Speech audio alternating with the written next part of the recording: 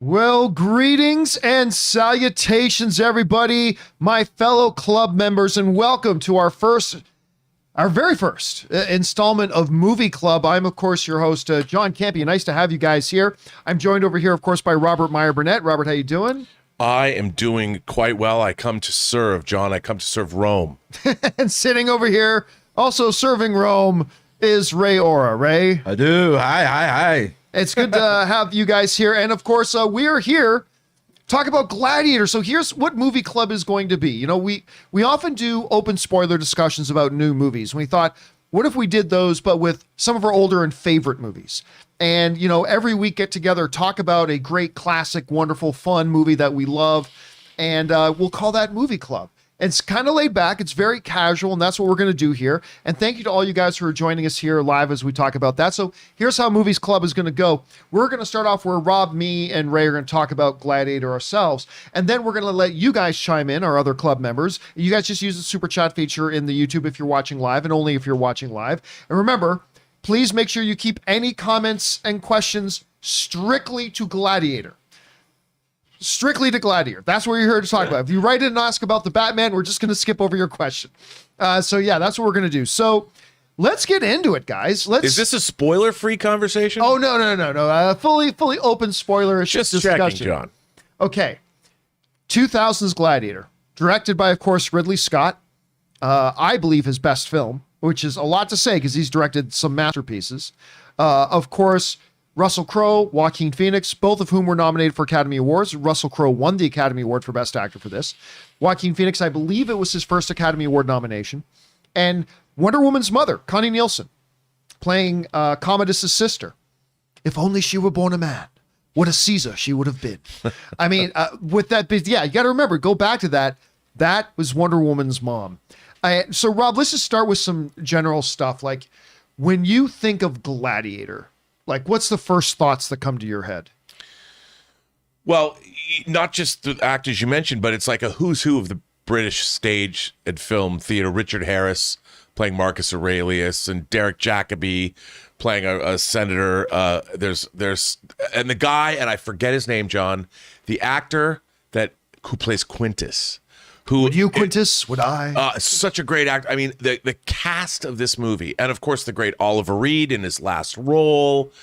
There's Thomas Arana, by the way, who played Quintus. He's so good, and I think the thing that strikes me the most about Gladiator is this is a movie I thought I was going to hate, because when was the last time anyone made a sword and sandal epic? You know, I grew up with them, but, you know, it's like when Peter Graves was like, do you like movies about gladiators in Airplane? Yeah. My answer to that question was no, not particularly. There was, look, I like Ben-Hur, but that wasn't necessarily about gladiators. But I have to say, John, from the opening of this movie, where you see Maximus's hands gliding over the wheat, and you hear Lisa Gerrard from Dead Can Dance, and you hear Hans Zimmer's music, and then you cut to the Battle of Germania, which was like peak verisimilitude. I mean, I'd never seen a Roman battle staged against the barbarian hordes of Germania. You know, I'd never seen anything like this. You know, and on my signal unleash hell. You know, it was. I was so in watching the beginning of this film. I was completely mesmerized. You know, the way the character of Maximus is built up.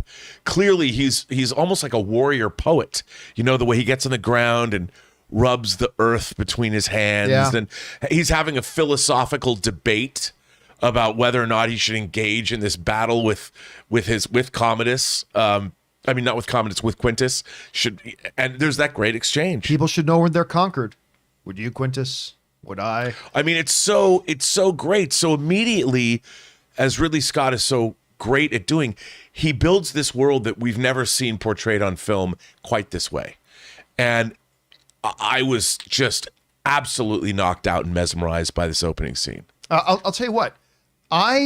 The first time I walked out of Gladiator, the first time I saw it, I remember it was at this little movie theater in this little mall in this little town of Saskatoon, Saskatchewan, Canada. And I remember I walked out and I really liked it, but I remember feeling disappointed because I was looking forward to, because, you know, when Maximus is planning to get out, he's going to go get his men back. How are the men? Fat and bored.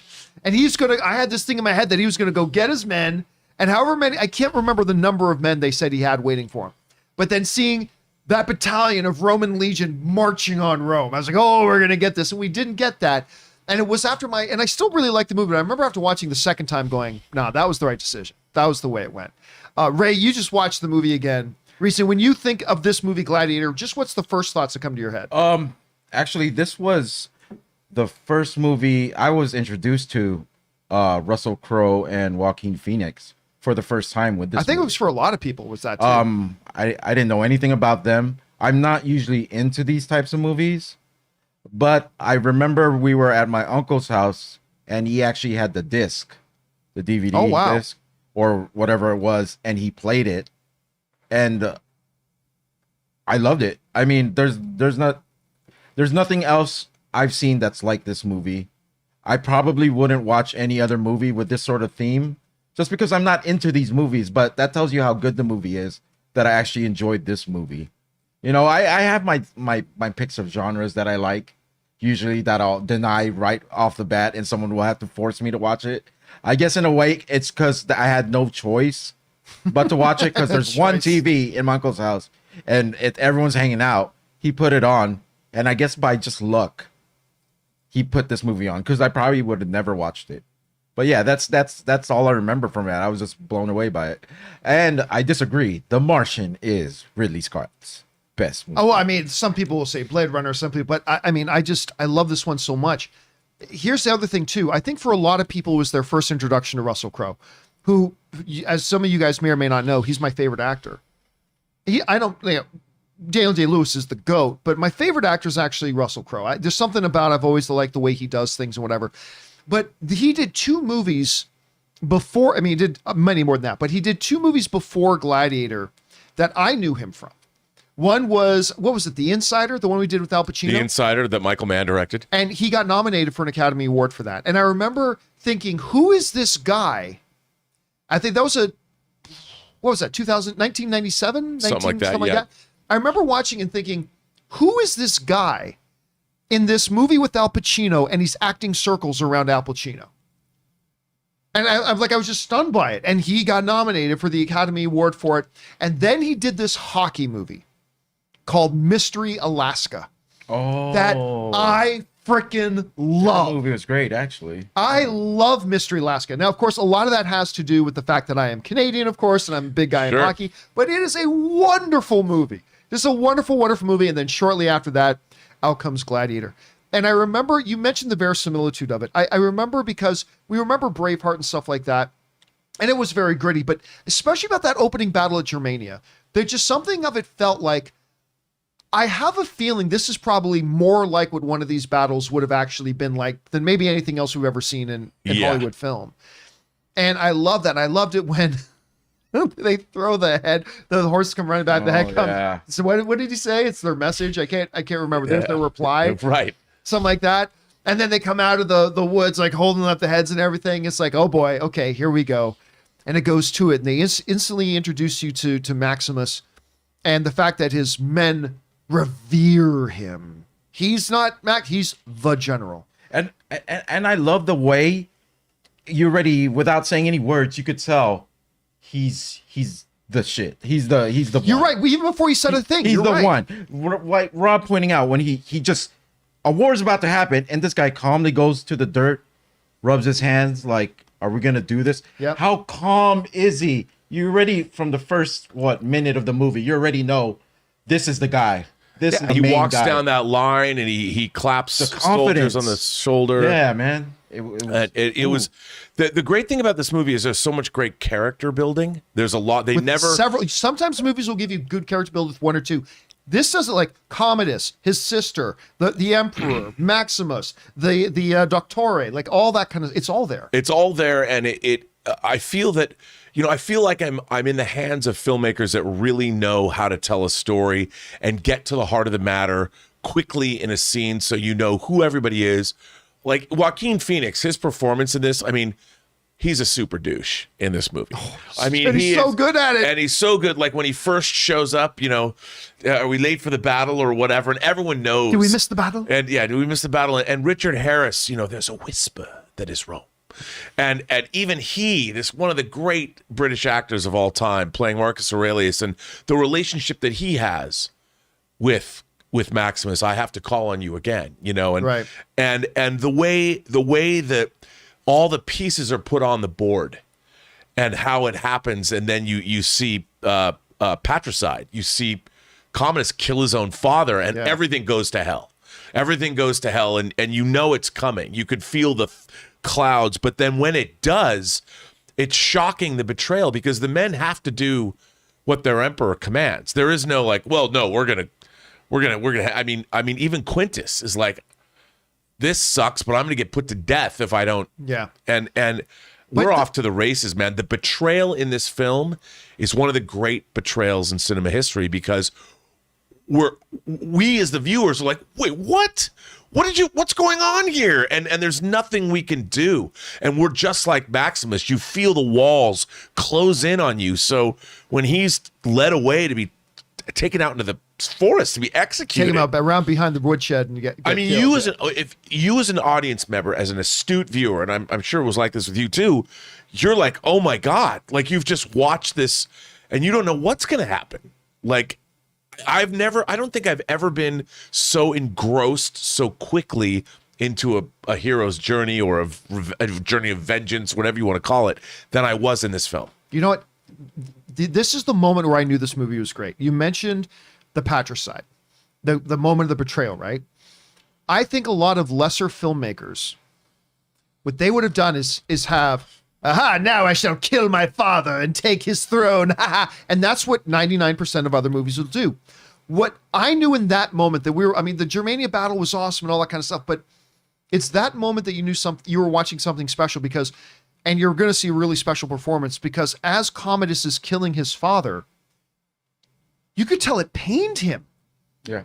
Like he was in anguish killing his own father, right? And I'm like, this is deep.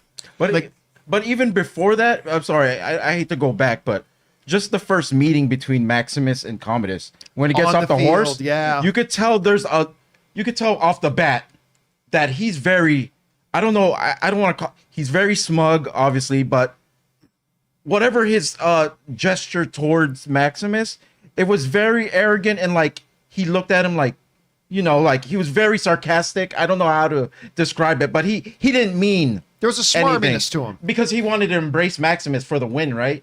But even on Maximus' side, he was like, this guy's a piece of shit. Yeah. Like, I'm not going to give him respect. He wasn't even here fighting with us. So they had that thing already face to face. You could tell there's like a little tension starting to build up right when they got on screen for the first time. And then what's sad is the dad in the middle of it. Like, he still loves his son. That's the thing. But he knows what's best for the country. He knew his son should not be on my throne, but he does love his son. I mean, that's a good point. Yeah, he knows that. It's a really good point. And also, it harks back to, like, for me, the scene in The Godfather when Vito is talking about Sonny. Right. And he says, Sonny's a bad Don. Yeah. And the fathers know their son's shortcomings. They love their sons anyway. But you've already had Marcus Aurelius say, look, I can't have my son Commodus become cannot Caesar. Rule. He must not rule. He must not rule. And the idea that Maximus is a leader, a born leader of men, you have to take my place in all of this. And even though Commodus doesn't quite know about what's happening behind the scenes, when his father says, you will not rule, tells him that. And it's Commodus, his whole life, I find him sympathetic, even though he turns out to be a despicable human being. That's what makes the character so great. There's a little bit of you that feels that bit of sympathy because he's a son that wants he for whatever reason, he's not what his father needed him to be, and he knows it. Yeah.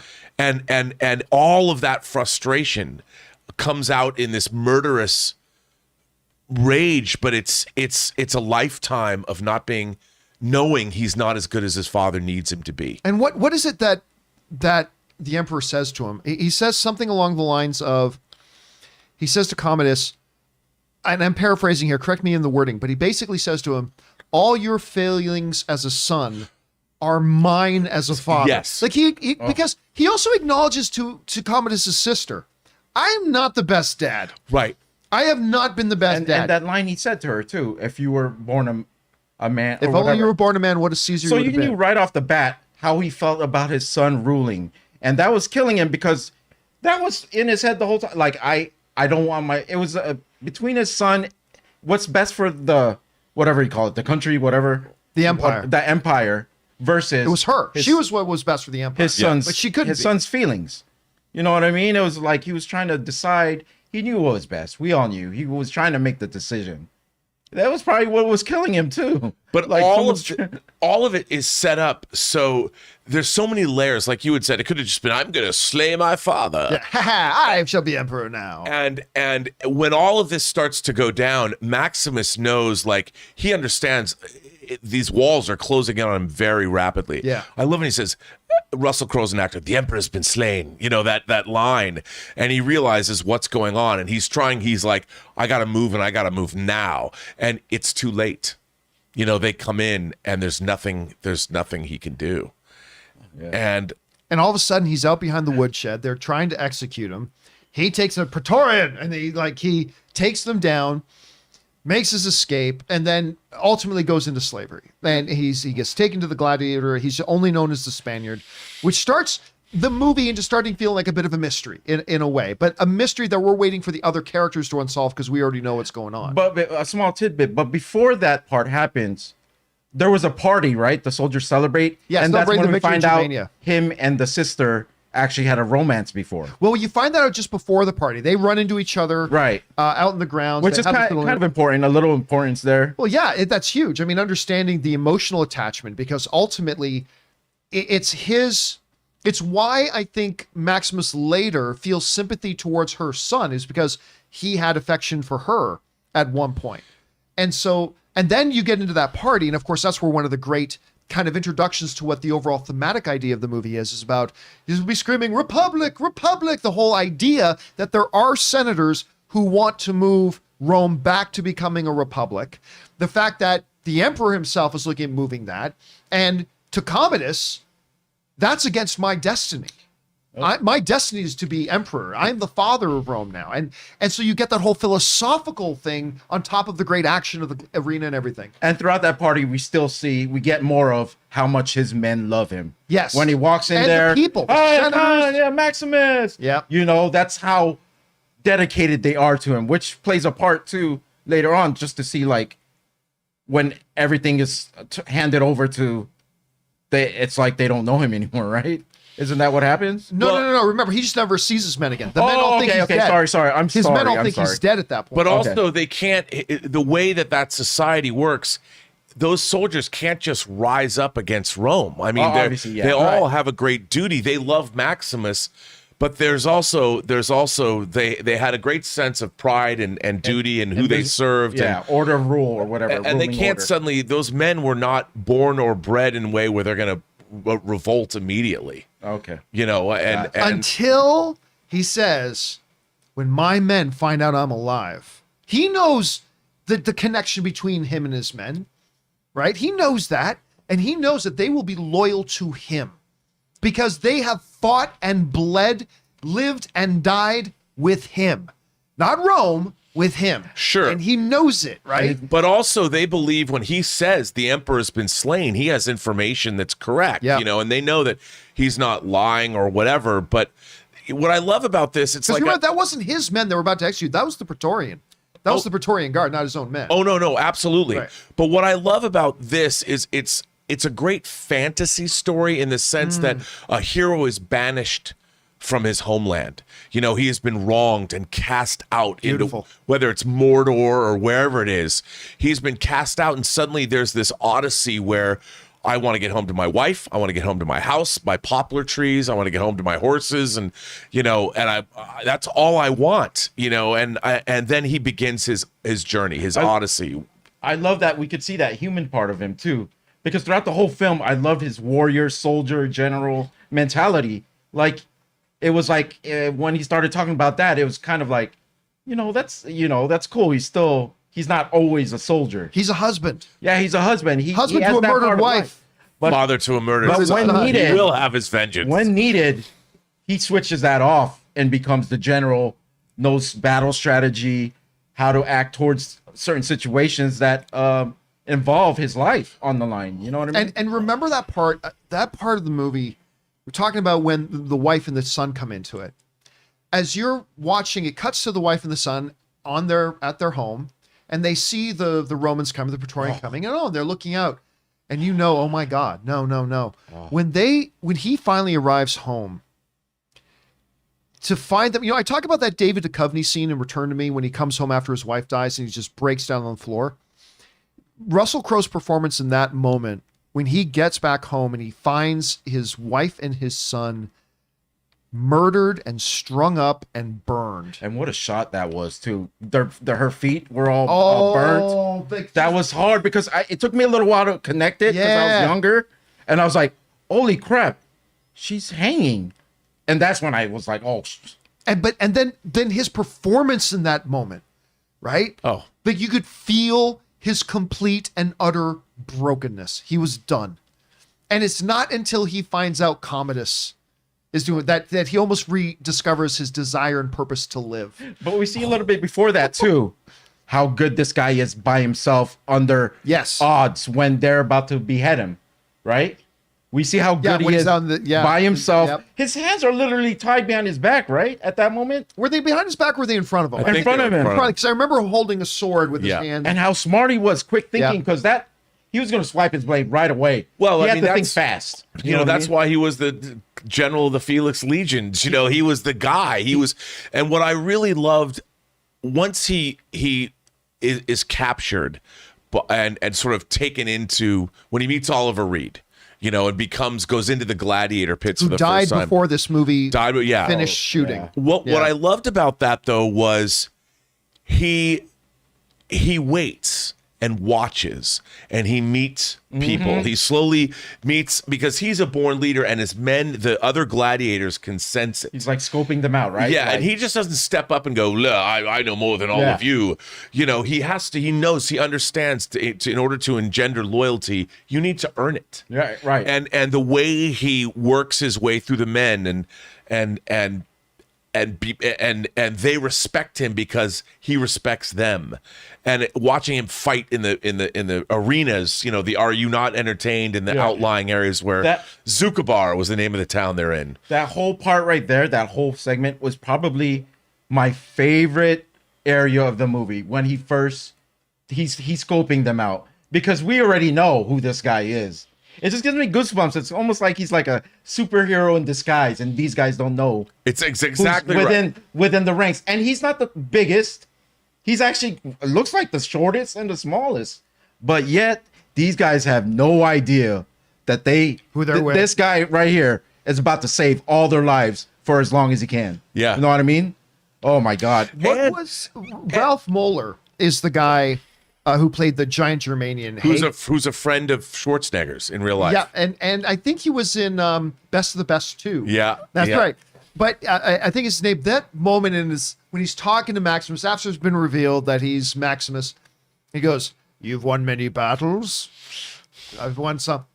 Germania." It's like just that whole scene. But can I bring this up too? One of the, I think philosophically and from a narrative point of view, one of the most brilliant things that Ridley Scott and his screenwriters did in this is that Gladiator could have been just a very simple revenge movie.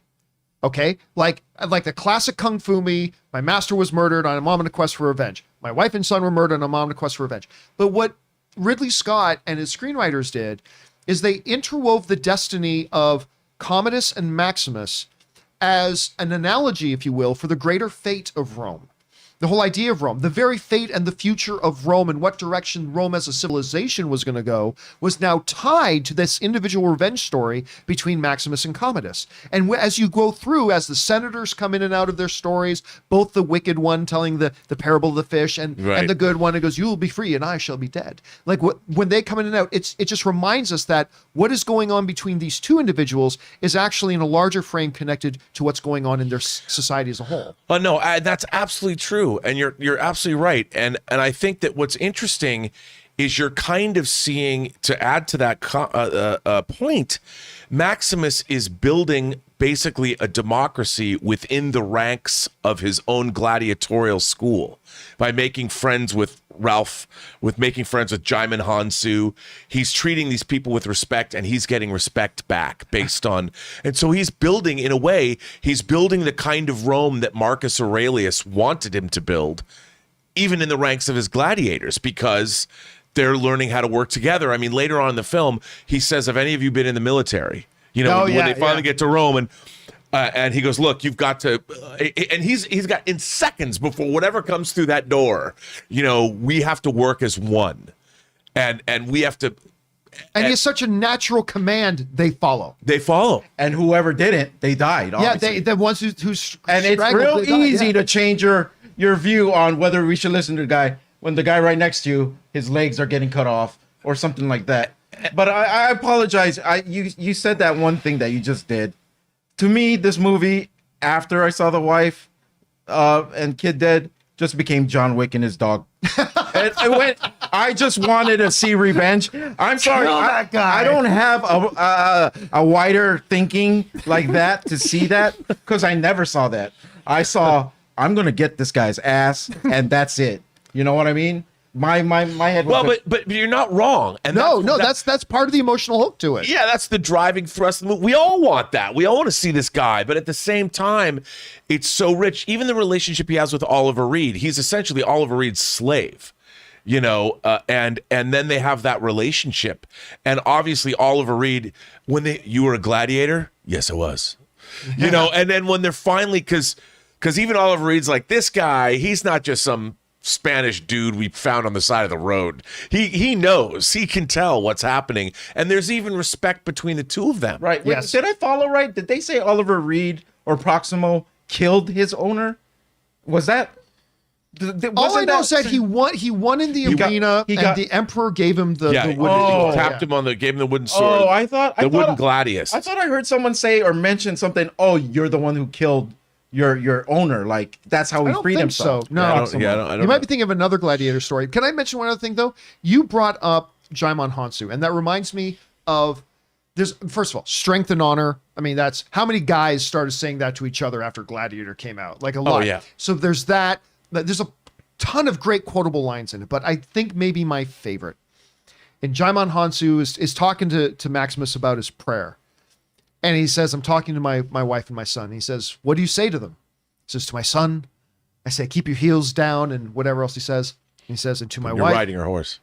To my wife, that is none of your business. And I'm like, that's so great. No, it's so great. And you know, also Jaimin Hansu pretty much saved Maximus's life. Yes, he did. With that wound, I mean, you see that he made sure that they were, I'm cleaning your wound, and all of that. So, and Jaimin Hansu, a great fighter, but also a compassionate man. You know, that's the thing I saw with that.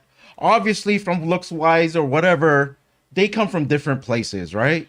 But yet, when it comes down to it, they had a relationship was beautiful, which I hope everyone can have with anybody from different walks of life. I mean, if you talk about Proximo, at the end of the day, Proximo died for him. Yeah. Like, he died so he could make his escape. Yeah. He could have simply gone, okay, you know, Praetorian, he's in here.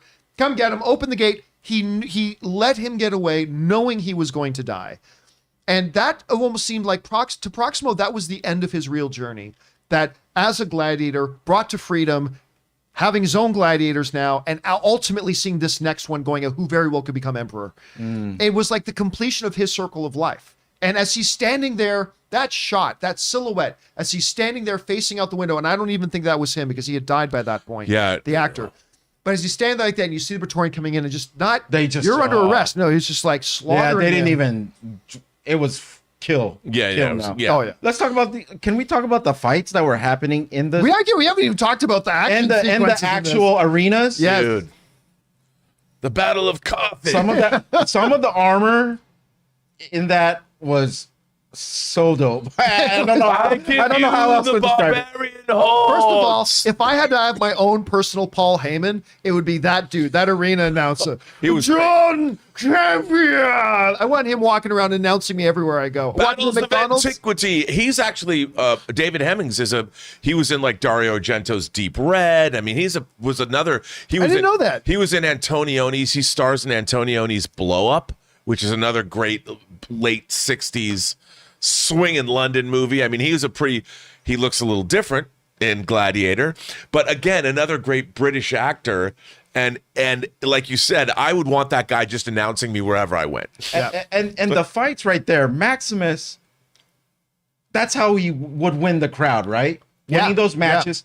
It just reminded me of the end of Rocky IV when the Drago fans started going Rocky. That's how Rocky. No, that feeling you get like, oh, I won a huge group of people over. And it was happening little by little until it came to the Coliseum. And I was like, this guy, he's unstoppable right here. He's like a freight train going through Rome, picking up everybody with him, leaving, what's his name? Joaquin Phoenix's character behind. Commodus, yeah. Yeah. You know, when we were people's champ.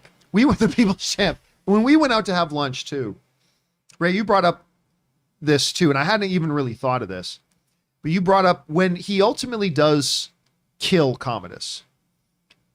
It is so disturbing. Yeah. It's that slow, the blade starts to go in, the desperation in Commodus's now regretting many of his life choices. And his it was face. powerful. Oh my God. Commodus's face, like the way he looks scared like a little boy. Yeah. Also, like, looks like he doesn't know he's like shocked. Like, I can't believe this is happening. You're supposed to be dead. You pretty much started that match with one arm. Yeah, I already stabbed you. The way that Commodus cheated, like, did everything he can to stab him in the back. And I mean, what's so great too is that I wouldn't say he's a mustache twirling villain, but there have been few villains in cinema history that I've hated more than him by the end of that movie. Oh, I hate And when he wounds Maximus before they go into the arena for the final time. You bitch. I've watched this movie 100 times. And every time I get to the end of the movie, I am so angry. I am so like, I can't wait to get Well, because by that point, he's embraced it, right? Like, by that point, Commodus is like, F it, I wanted them to love me. Don't care now. He's like threatens the life of his own sister. Exactly. He threatens the life of her son. Exactly. He's just gone, that's it. I'm embracing this. This is what I'm going to be because this is how I'm going to get what I want. He keeps this front in front of the people. Like, when he wants to kill Maximus the first time he meets. Yep. And everyone's like, no, no, no. He's like, ah. But you could tell, like, this is going to go down, like, sometime, right? Yeah. But the sounds he was making when Maximus was hitting him with just elbows and fists, like those little squirms of like a weakling, like like that. It's tough to hear, but I didn't want to hear it from anyone else but him. You know like what? The little boy, I'm being hurt sounds like. It reminds me this too. It's whenever in a movie, the villains have a clear way of killing the heroes and ending it. There's a little plot device that filmmakers will use to keep the heroes alive. Don't make them a martyr. Can't make them. That has never worked out for a movie villain. It always turns out every single time. The best thing would have done is just kill the hero right there when you have the chance. And he did it so well. He used his own hand because remember. Oh yeah, when Maximus was killing him, yeah. All his strength, everything that's happened. He's like, and slow. It goes in a little bit, then a little bit more, and then all the way. Like, and you hear those sounds. I'm like, that's it. By the way, superhero movies are the best movies in the live chat. Brought up a good point. In that final battle with Commodus, oh my God, Commodus's armor was a thing of beauty. Oh, it truly was. Full white outfit. Like, I don't know who the costume designer on it was. I'm sure Marilyn knows. I wouldn't have been surprised if it was Marilyn, but that was one of the best designed outfits I've seen in movies, especially for period pieces. But Commodus's outfit in that final battle was gorgeous. And it, another thing, what I really liked too is the idea of you win the crowd, you'll win your freedom and all that. Win the crowd, you'll get to Rome.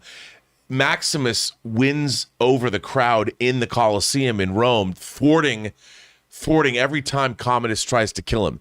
Brings in the best gladiator of all time, the retired one, to bring him out of retirement because he knows no one can fight this guy.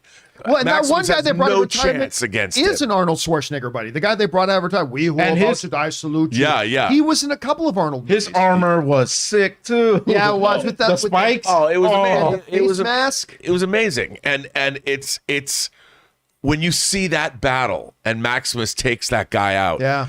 And of course, Maximus the Merciful. Maximus the Merciful. Did you guys see that the tigers? He was pulling the tigers away whenever it got close to the other guy. I just noticed that last night when I was watching.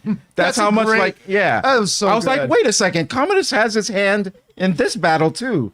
Like he did, of course, but with the tigers, I totally missed the part that they were pulling away when the retired guy would get close to them. Yeah. By the way, not the best move, bringing a guy in retirement. He's been sitting on the couch for too long. No, it's not Probably good. could have gone to something better. You know what, though? Also, all of the action scenes and the battles are never too over the top. You never see something like, they couldn't survive this. Those battles. Maximus never does a 360 flip in the air and does things that weren't humanly possible. The chariot battle was the best one, I think. Shades of Ben-Hur. But this was like the thunderous, the sound design. Yeah. Those like Amazon women that come out with the arrows. The little things on the wheels. How is that fair? It wasn't meant to be fair. It was meant to be a slaughter. I know. That person got cut in half. I was like, woo, okay, those weapons do work. Oh, it was, it was just, those action scenes nowadays, I think they wouldn't. There's fast cutting in this. They'd be so CG'd too today. But, it's great. Maximus was always under control.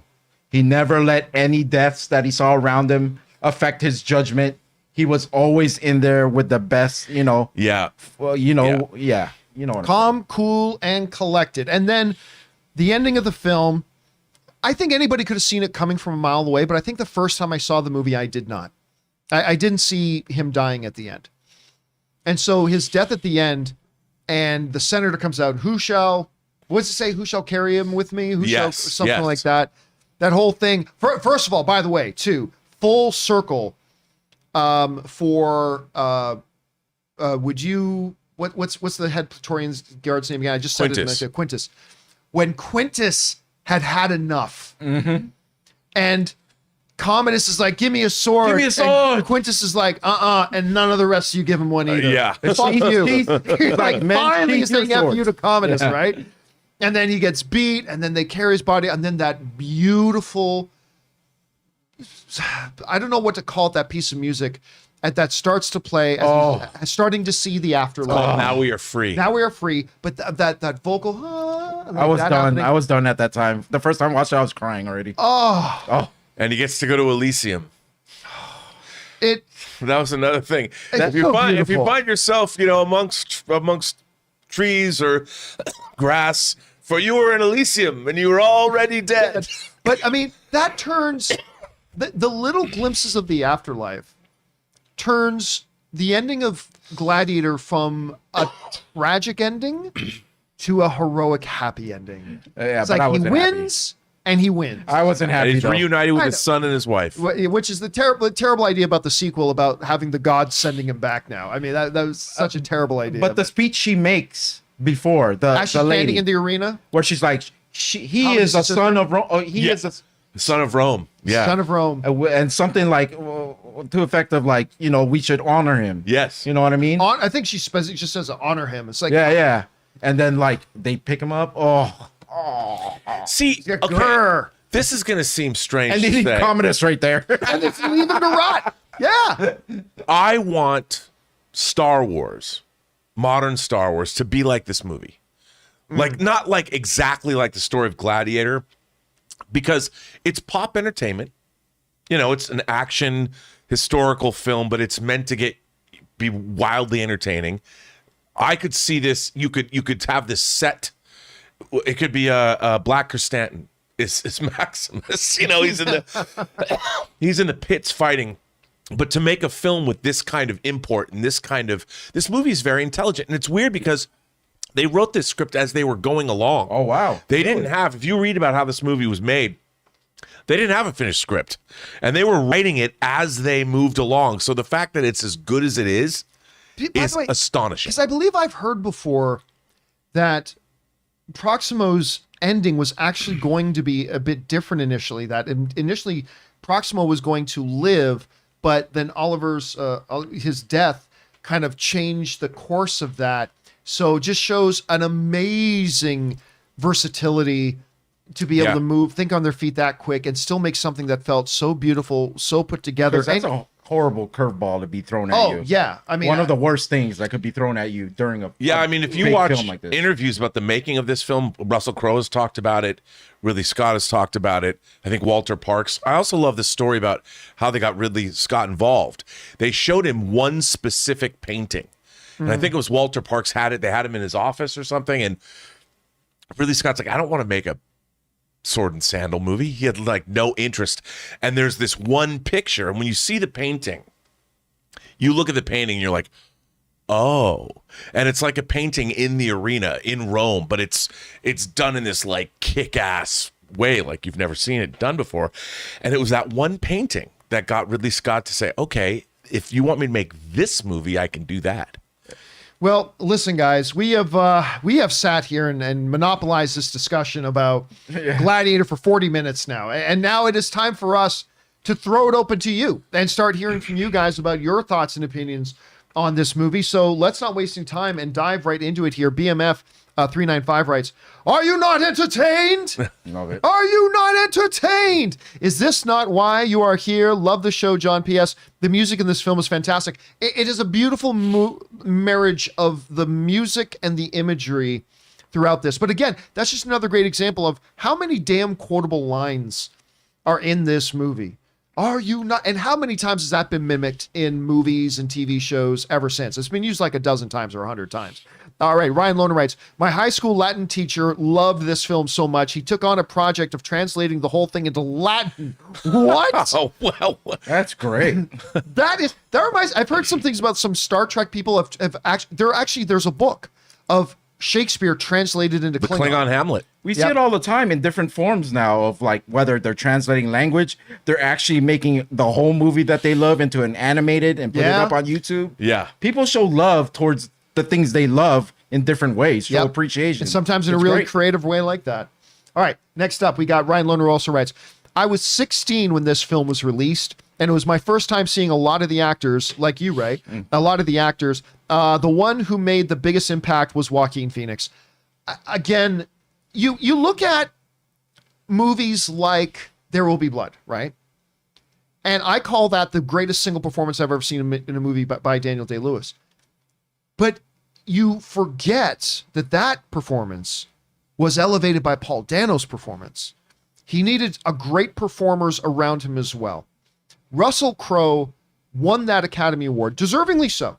But he won it because not only his performance was so great, but Joaquin Phoenix was there giving him a character that had the weight and the depth of a Commodus to make it happen. And it was I remember watching the two of them sitting at the Academy Awards, one nominated for lead actor, one for best support. It would have been great if they could have swept that, but it was a well-deserved nomination. And I mean, we've talked a lot here today about how great of a character Commodus is.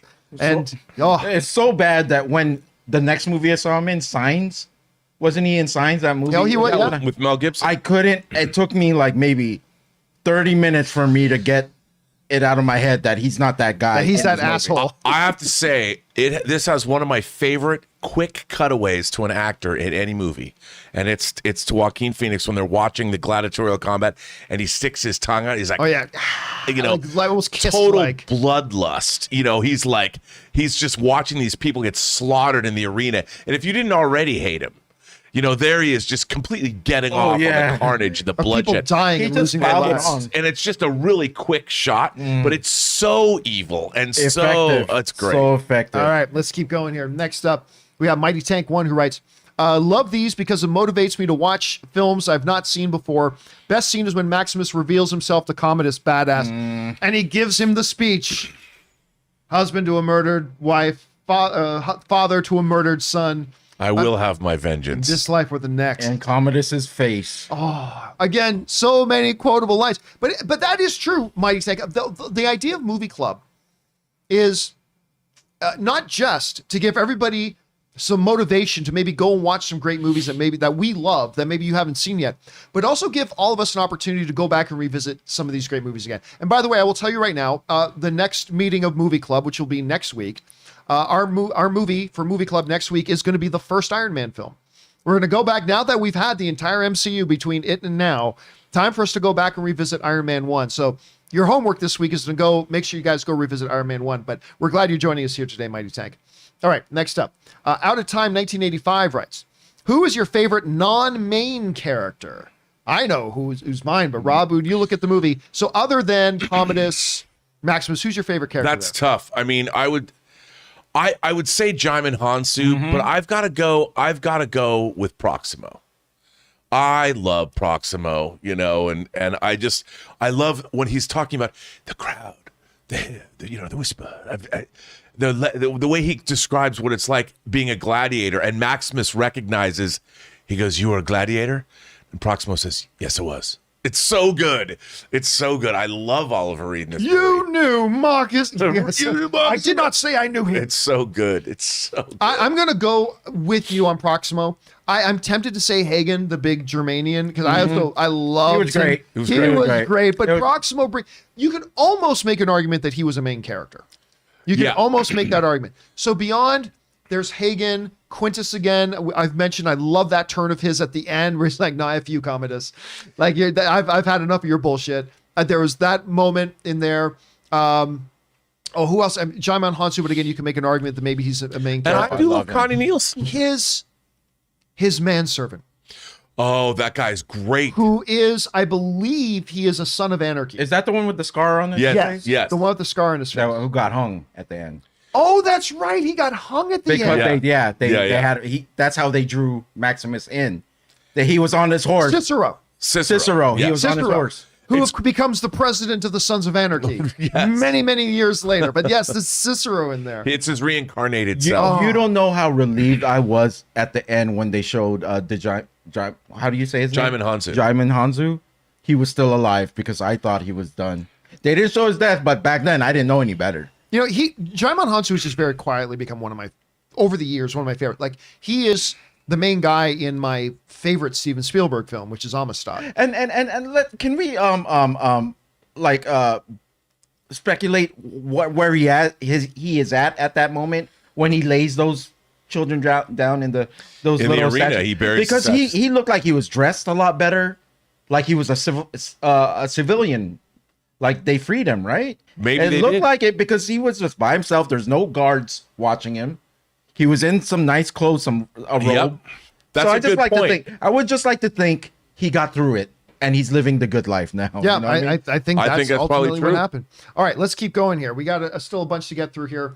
We're going to go over to Sidious Swift, who writes, his vision of being back home in his last moments of life was beautiful, or maybe it was his first moments of heaven. And again, we can debate that. This is a movie saying that he did go to Elysium. Were they saying that was just his thoughts he was having before he died? Leaves it up to the audience. But with that, coupled with the music and all that kind of stuff, you're right, Sidious, it was totally beautiful. James Hoffman writes, Gladiator is one of my favorite movies of all time, as well it should be. It is sheer perfection from start to finish. I still choke up at the ending. He was a soldier of Rome. Honor him. There you go. That's what I was looking for. He was a soldier of Rome. Honor him. Oh, come on, Connie Nielsen. So good. Wonder Woman's mom. Kind of dressed the same as she does in Wonder Woman. Why not? Man, you're right. Like, I think I'm guilty of this too, but I think all of us as movie fans are guilty of overusing the phrase, one of the greatest movies ever. Because that's a very loose phrase. That can mean, does that mean you think it's in the top 10, or does that mean you think it's in the top 1,000? Whatever. I feel very comfortable saying I think Gladiator is one of the best movies ever. It is. Whether you mean that's top 20 or top 30 or whatever, I think it's one of the best movies ever What's made. interesting is it works on many different levels. You could call it an action film. You could call it a political thriller. You could call it a revenge fantasy, whatever you want. But it's all of those things. I called it a long movie.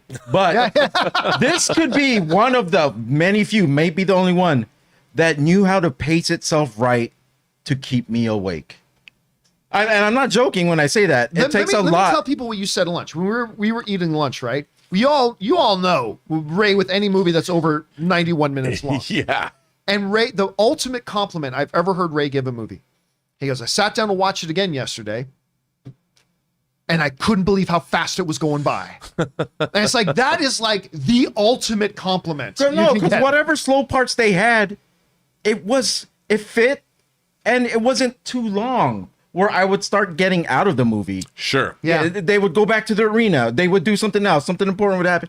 It's really paced really well for me. All right. Next up, we've got James Hoffman, who writes, so many great lines in the movie. Father to a murdered son, husband to a murdered wife, and I will have my vengeance in this life or the next.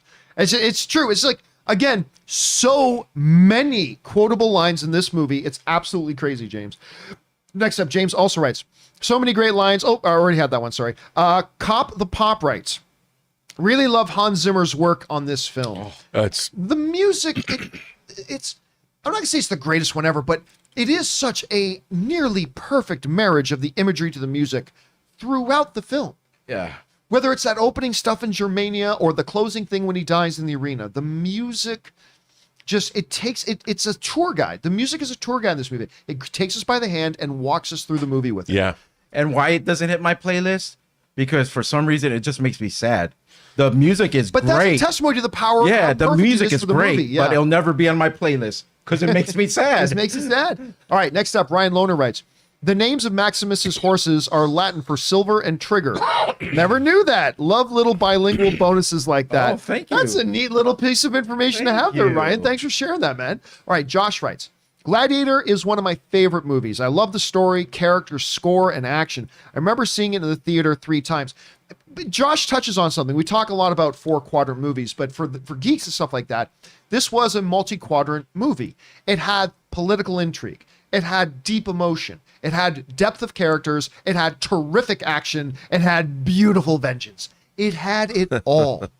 It had it all. Like, we were talking over lunch. It's like, I struggle to think of, look, Gladiator's not a perfect movie, but I struggle to think of what was a glaring weakness in it. And I honestly can't come up with that, other than maybe the performance of the kid. I'm going to be a gladiator, I am. I mean, maybe a little bit, but even that wasn't bad. The kid wasn't bad. I shall cheer for you.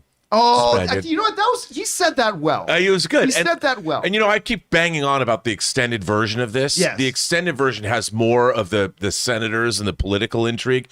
I've always thought it was strange that Ridley Scott, most of his movies have multiple versions. Not just Blade Runner, but Kingdom of Heaven has a much longer director's cut. The Martian does. This does. Legend does. The Counselor does. But I do think that the extended version, while it makes it, you wouldn't have liked it because it's like 20 minutes longer and it adds more politics in it. But even that, I could watch a 4-hour version of this movie. There isn't one, but I could. But like you said, John, I think it's really important that nowadays this film, is it embarrassing for me to say that there's a lot of subtlety and nuance in this movie? There is. Because there is. I mean, the character stuff. It's totally true. Watching the relationship, which is also expanded upon between Commodus and his sister, it gets really, that is scary because it feels icky. Is that a technical term? Yeah, I'm going to use it. That whole thing was icky. It's icky, but it's also terrifying because they have their own, like he's throwing himself at her and she's terrified of him. If she does one wrong thing, he'll have her killed and she knows it. And he'll get away with it. He'll completely get away with it. Free pass for anything. Yes. And it's terrifying. It's good to be king. It's good to be king. All right. Next up, Tim Platt writes, love this movie so much. No matter how many times I see it, I always tear up when he's reunited with his family. Hans Zimmer really outdid himself. And that's the thing too, Tim, is that they know how to hit. It's not just grr, rah, yay, swords. It's heavy emotion. You feel it. Like starting from a broken Maximus at the feet of his hanging and burned wife and son to the joy that comes at the end with the idea of him reuniting with them. It hits on all those notes, and that's one of the reasons why this thing is, I feel comfortable saying, I think it's one of the best movies ever made. Tim also writes, I love the shot of everyone helping to carry Maximus while leaving Commodus alone. You pointed that out, Ray. Beautiful. As important to the overall story of the movie as everybody coming together to raise up the soldier of Rome, honor him, Maximus, to walk him out, was they were leaving the rotten carcass of Commodus to lay there and rot.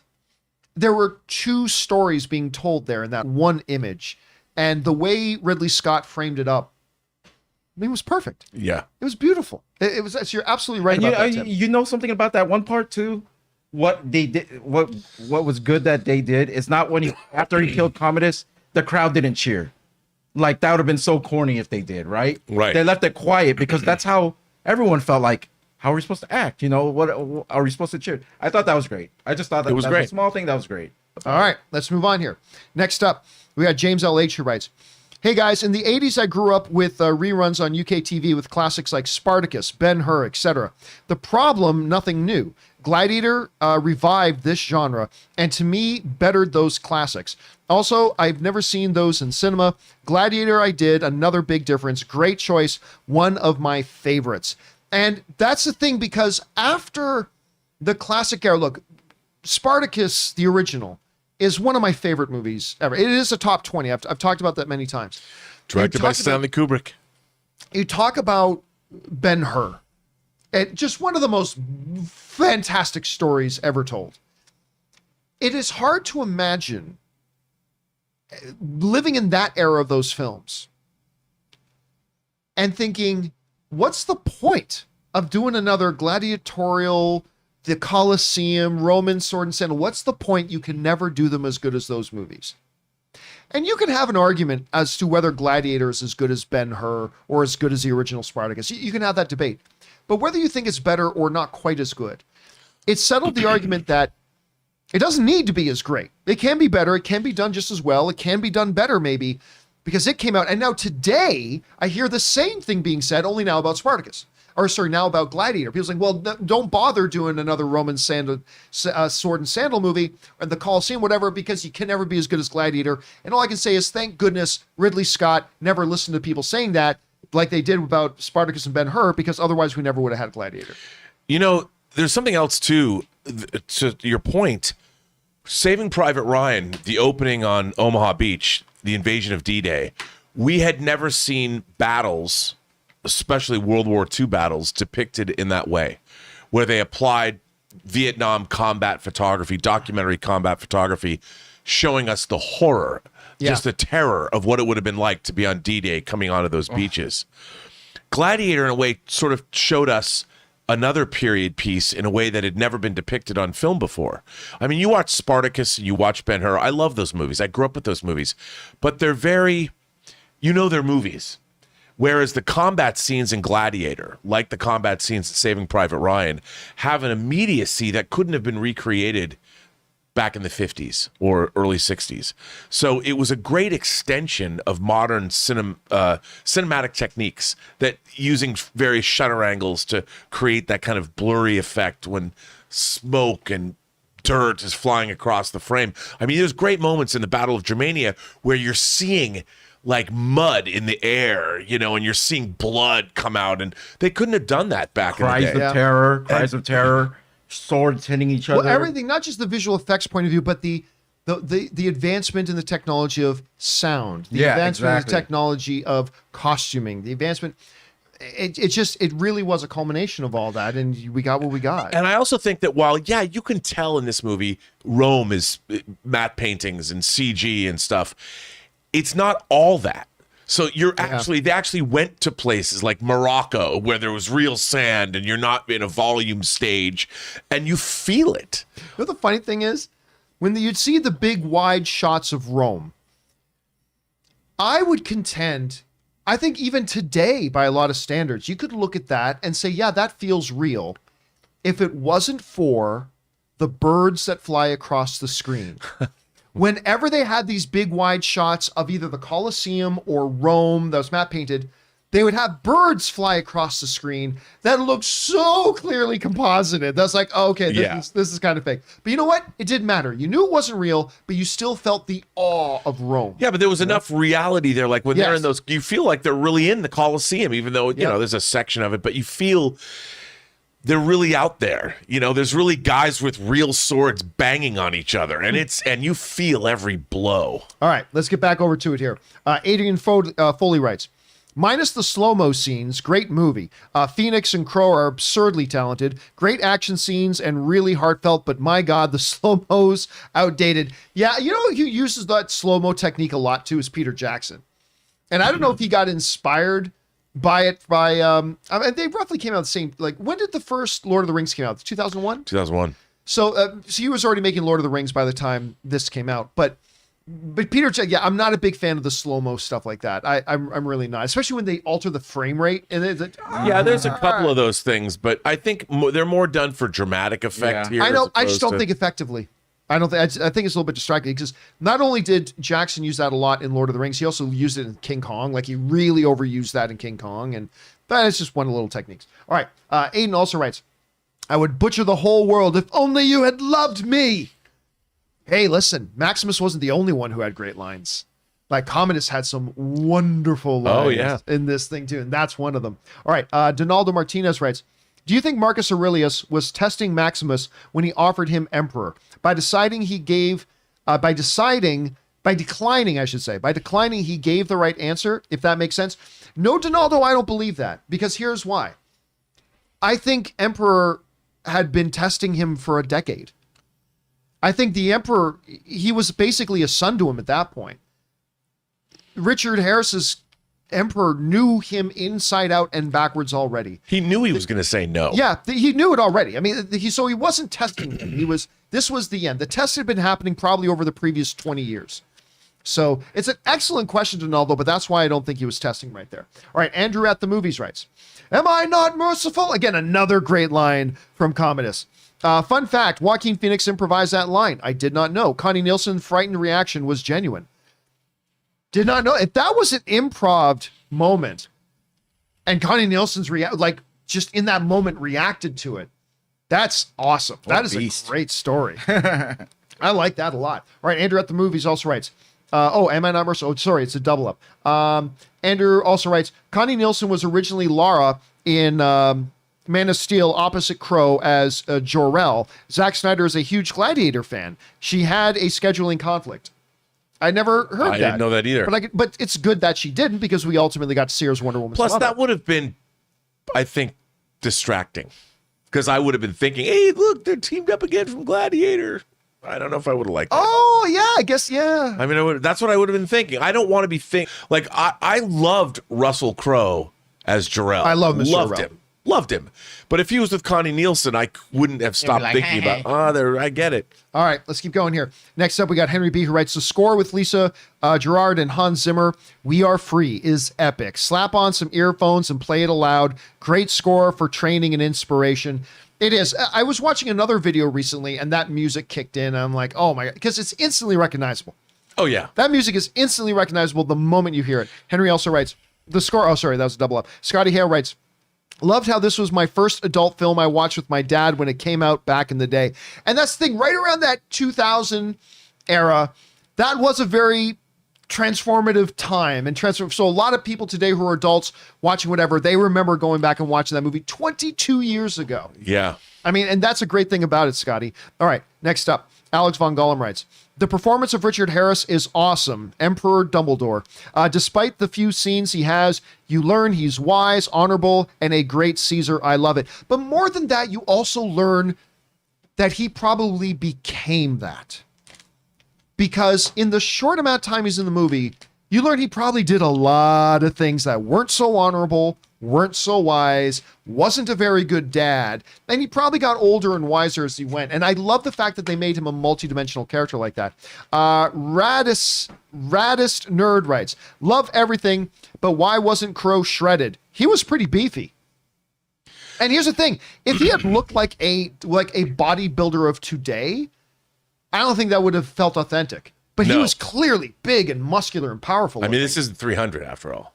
Yes. So this one felt a little bit more real, so I was good with that. All right, next up, Clutter Hale writes, Crowe versus Phoenix is one of the best movie rivals ever. The best scene, in my opinion, is when Phoenix first enters Rome. It's powerful and menacing. When he rides into Rome with his sister, and the senators are like, here we go.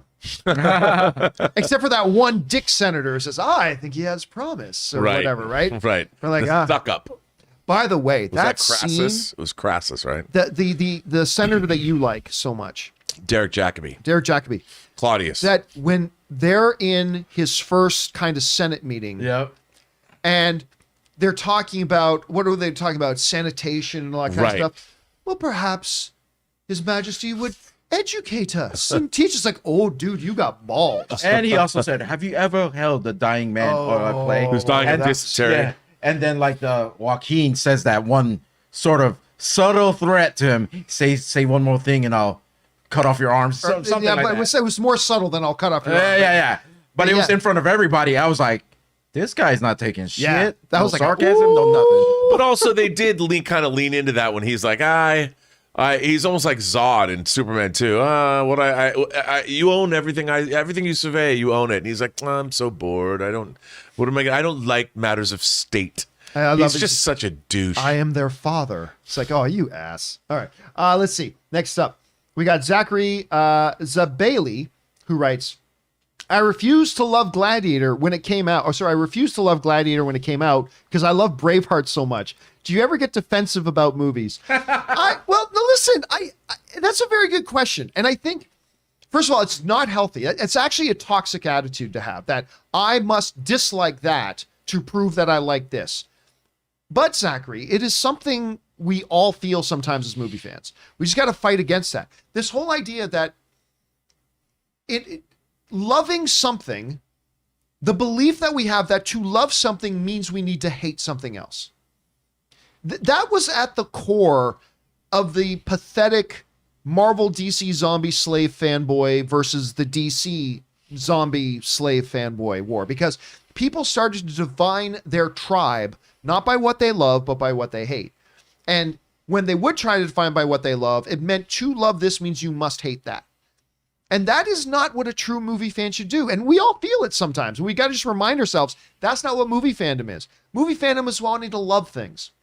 We're not going to love everything, but if you love something I don't love, that's awesome. As long as we're all loving stuff together. And that should be the key. I don't know. What would you say to that? I agree with you 100%, because what does Braveheart have to do with Gladiator? Really? I mean, you could say they're kind of in the same genre. You know, William Wallace and Maximus, Decimus Meridius are kind of the similar figures, but they're different movies. And just because they both share traits, I love them both. Yep, I love Braveheart. So listen, Zachary, you are not alone. I would say, I think we've all feel that sometimes. Just remember, loving something is not dependent on disliking something else. So just keep that in mind. All right, Julian Mott writes, I didn't have a chance to watch the movie before this video. Wanted to support and say hi. Oh, well, thank you so much for that, Julian. Also, I think my favorite Russell Crowe experience is Les Mis. Listen, a lot of people crap on him as Javert in Les Mis. I thought he was great as Javert in Les Mis. And Les Mis is like probably my favorite stage play of all time. So, and I just want to say, hey, Julian, hopefully this video will inspire you, motivate you to go watch Gladiator, because I'm jealous that you get to watch it for the first time. All right, Chris Barcinas writes, for me, the best scene is when Crowe takes off his helmet and just stares at Joaquin Phoenix. By the way, that was a great helmet he had on at the same time. It's a great helmet. And like when he first tried to, like, I don't want to take off this helmet. I refuse to take off the helmet. It's like, yeah, you do as you're told. He gives the speech. It's and you see Commodus is like that Shock, was not what he expected to see. And he was warning him a little bit. He's like refusing to take off the helmet at first. He was trying to tell him, you do not want to see. You don't want to see what's under this. Yeah. And then when he goes, whatever he said. How dare you turn your back on me? Oh yeah, that's right. Anyway, okay.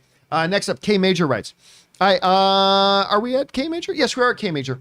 Hey, I am so happy that you're finally doing this. Been waiting for this for like 2 years. Now on to the movie. Okay, for those of you who don't know, what he's saying is absolutely true.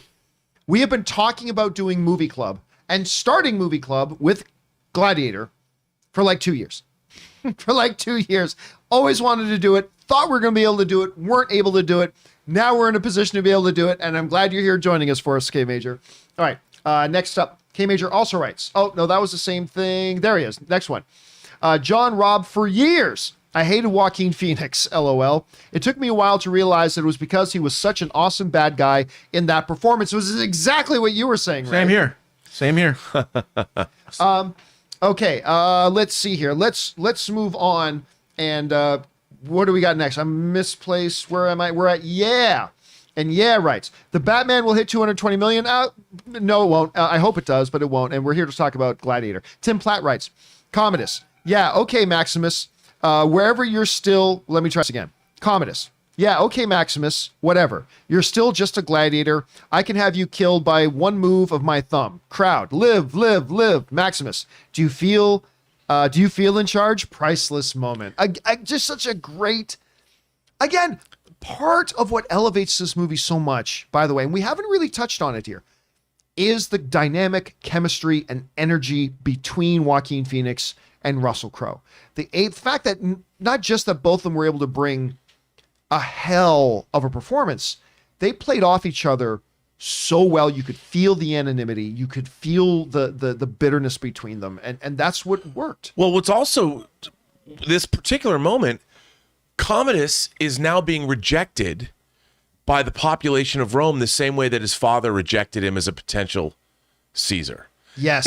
And so when Commodus can't put his thumb down because the crowd has become more important, and why don't they love me? Yeah, why doesn't the mob love me? I give them whatever they want, and they still. I was not accepted by my father, and I'm not accepted by my people, and so because he's a douche, and by the end of the movie, all pretense of civilization of what Rome could stand for, either way, whether it's an empire or whether it's a republic, Commodus doesn't care. Yeah. All right. Next up. We've got Ryan Lohner who writes, word is that Proximo was going to live. We were just talking about this. Word is that Proximo was going to live, but then they had to cobble together an end to his story after Oliver Reed's death. Hard to imagine. It's hard for me to imagine how the character would have lived, especially like with the escape plan and all that kind of stuff. And it could only happen with him. But yeah, I had heard the same thing, Ryan, which is a really interesting thing. I'd love to meet Ridley Scott again someday and just to ask him that. What was going to be Proximo's ending? I really would be fascinated to know that.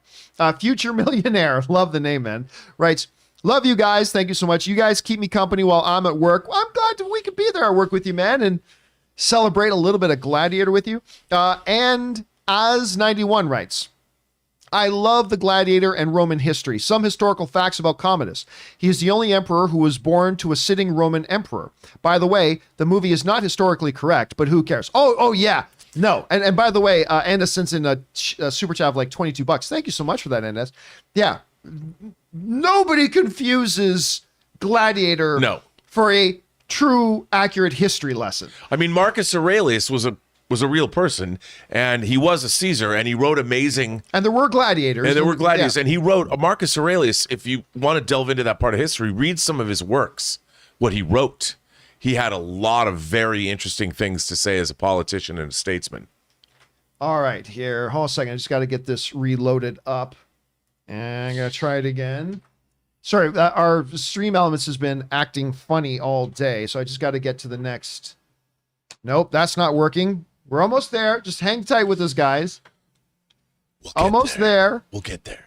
We'll get there. We'll get there, Pop. I'm going to try to load it up here again. Give me a second. It says we have no stream activity, but I know we do. So give me a second here. Rob, wax poetic again for a minute. Well, let me wax rhapsodic about. No, look, I think that one of the great things about this particular film that works is it works on many different levels all the time. And even though it's a pop historical fantasy, it's still a film that deals with basic human truths about love and family and rejection and ambition and well, revenge. Mm-hmm. And I think that, and the way it's all interwoven is something that serves all stories. And I feel that in a way we're missing that today in a lot of our franchise properties, because it should be around. We should feel these things, even in Star Wars or Star Trek, or take your pick. You know, I'm going off track here, but because I don't really know what we were talking about. But what was crazy back then is like anytime someone they didn't have phones, right? No cell phones. They didn't. Anytime you had to, if you had a little secret, if you wanted to do some sort of betrayal, you would actually have to go visit the person and ask them, hey, you want to screw over this guy? Hey, you want to do this? And then You had to plot and scheme. the worst thing would be like, I need some time to think. Like you would have to walk back wherever he came from and come back. And you know what I mean? It was so crazy. Like watching a movie where we have the stuff we have, like sometimes going back in time, you think about those things, how hard it was for them to even plan anything. I mean, today we just text message, hey, go through tunnel A and go through tunnel B, this and that. But yeah. It's true. I really like these movies for the historical, especially when they try to, at least from what they've read or their research, try to make it how it really was. You know what I mean? No, I hate the fantasy historical things where you could tell it's a whole dramatization and they try to like make everything pretty just for the movie, right? I want to see how it really was. No, I mean, most of history was dirty and filthy and horrible. Right. You know, Yeah, they're out here to make a good story and a good story. All right, I got the questions back up, and it's the final question of the day. And the final question here today is Shruvo Raman, who writes, the only line imperfect in the movie is honor him. I don't know. I thought that was pretty damn perfect. I wanted this moment to be more subtle. That line pulled me out. I disagree. Who said that at that moment? She did. Oh, she did at the end. He was yeah. a soldier of Rome. Honor him. She is talking to Rome. right. Right? Because like Rome just witnessed their emperor killed. Slain. Yeah. Right? The emperor's been slain. And so she is standing there speaking before Rome. I don't know that there's room for much subtlety there. I think that was a moment for a statement to be made, and I thought close she up, made it. There's his guard, there's the Praetorian Guard, there's all the senators that are there. I mean, they're all the people that matter. And the thing is, she knows they all know the truth. And Yeah. who rules now? Her son? She does. I guess her son would become Maybe the next. Yeah. if it was her, then that line would totally make sense because she said it in such a demanding way. Well, she was the like daughter. She's in charge now. She's the like, daughter of the previous emperor, the sister of the current, now previous emperor again. So in lineage, her son would be next emperor. I wish the person who asked the question would have given a suggestion on what he thinks would have worked. Yeah. What, Just because I want to see him. What else? Yeah, I want to see what he would. If he didn't think that line was perfect, maybe he should have thrown in what he thought may have. Because I would love to hear that. Because Yeah. I don't know. Well, guys, listen, we were planning doing this for about an hour. We've gone about almost 20 minutes over. But that'll do it for our inaugural meeting of Movie Club. Thank you guys for coming and for bringing the cookies and the donuts and the coffee over in the corner. Thanks for getting together. Let's get together to chat about Movie Club, talking about Gladiator. Truly, honestly, one of the best films ever. And we're so glad that we finally got a chance to do this after a couple years. Hey, guys, do me a favor. Since this is the first episode, what did you guys think about this? Did you like this format where we just talk about one movie period for like an hour? Did you like that? Maybe it wasn't for you. Maybe you think there's some changes we should make. Whatever. We are going to do at least a couple more to see if you guys enjoy this or not. And next week, don't forget, the next chapter of Movie Club, we're talking Iron Man 1.